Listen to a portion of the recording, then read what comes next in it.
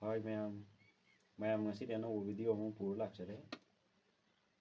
Ngasi video jodi ma'am breakfast ki video ni ko breakfast sem bagi haitare.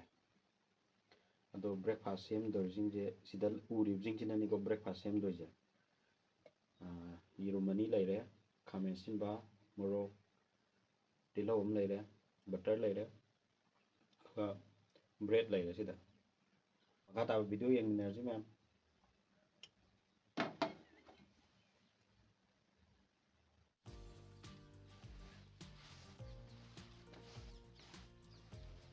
Lâu ra rồi em nó cũng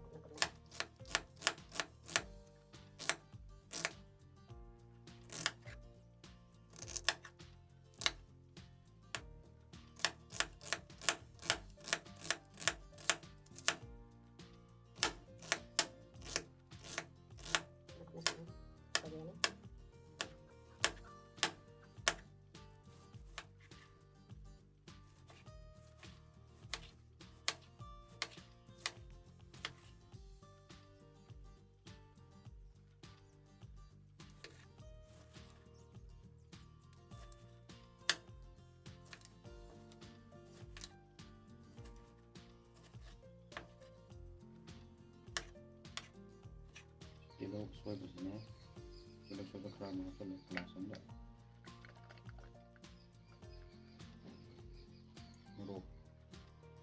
Morok kerana apa lagi? Kami sih baru apa lagi?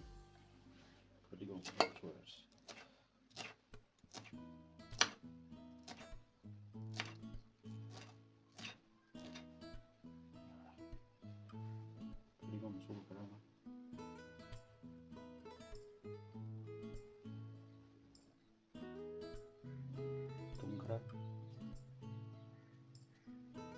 Macam berapa? Saya membuat barang sendiri.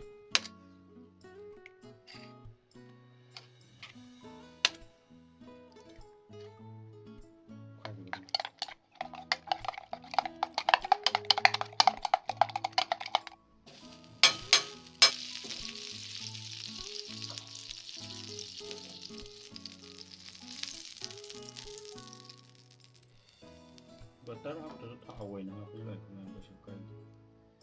Kerana apa ni butter apa ni?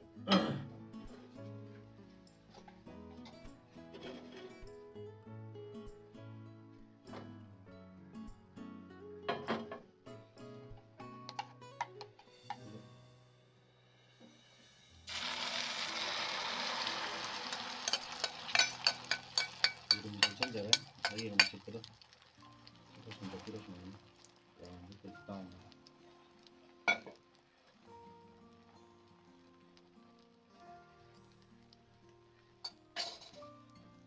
Bread ini dah macam ni. Tengah ambil, kita kena lay je. Yirum lay je. Kerana bread ni kita cukup sangat. Ni.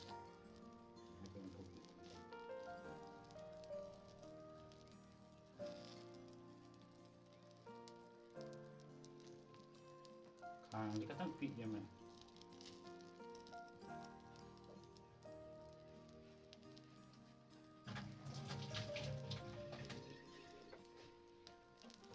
Sesuatu kita tahu tu kan. Wonder ni kok. Wonder tak beri yang semua lewat canggih aja. Ya dah. Kuih kita ni. Kau ni tu. Kita hamba.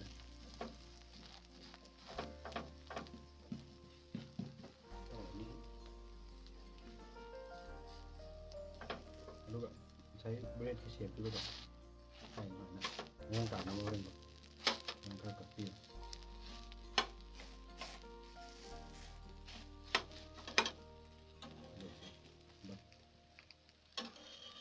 Dah semua udah pilih. Sini kakak pilih. Ish, kali boleh yang bang. Sama mana sana?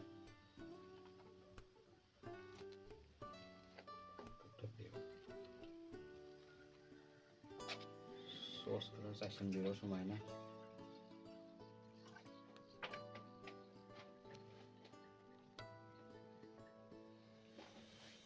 ꯌꯥꯔꯦ ꯃꯌꯥꯝ ꯁꯤ ꯑꯗꯨꯝ ꯆꯥꯕꯀꯣ test ꯇꯧꯕ ꯌꯥꯔꯦ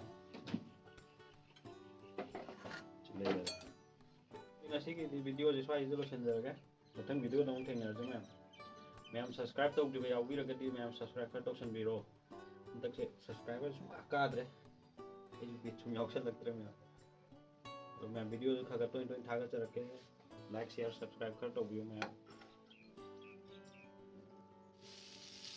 ꯃꯌꯥꯝ ꯁꯤꯁꯨ ꯌꯦꯡꯕꯤꯌꯨꯀꯣ ꯃꯌꯥꯝ ꯁꯤꯅ ꯑꯩꯅ ꯁꯦꯝꯕꯗꯣ ꯕ꯭ꯔꯦꯗ ꯑꯣꯝꯂꯦꯠ ꯁꯦꯝꯕꯗꯣ 2 ꯁꯦꯝꯕꯅꯦꯕ ꯑꯗ ꯑꯃ ꯁꯣꯏꯕ ꯑꯃ ꯌꯥꯎꯕ ꯑꯗꯨ ꯑꯁꯣꯏꯕꯗꯨꯅꯤꯀꯣ ꯃꯌꯥꯝ ꯁꯤꯅ ꯚꯤꯗꯤꯑꯣ ꯌꯥꯝ ꯁꯥꯡꯉꯔꯣꯏꯒꯦ ꯃꯌꯥꯝ ꯑꯁꯣꯏꯕ ꯃꯇꯥꯡꯗꯣ ꯈꯔ ꯎꯠꯂꯛꯀꯦꯕ ꯌꯦꯡꯕꯤꯌꯨꯀꯣ ꯃꯌꯥꯝ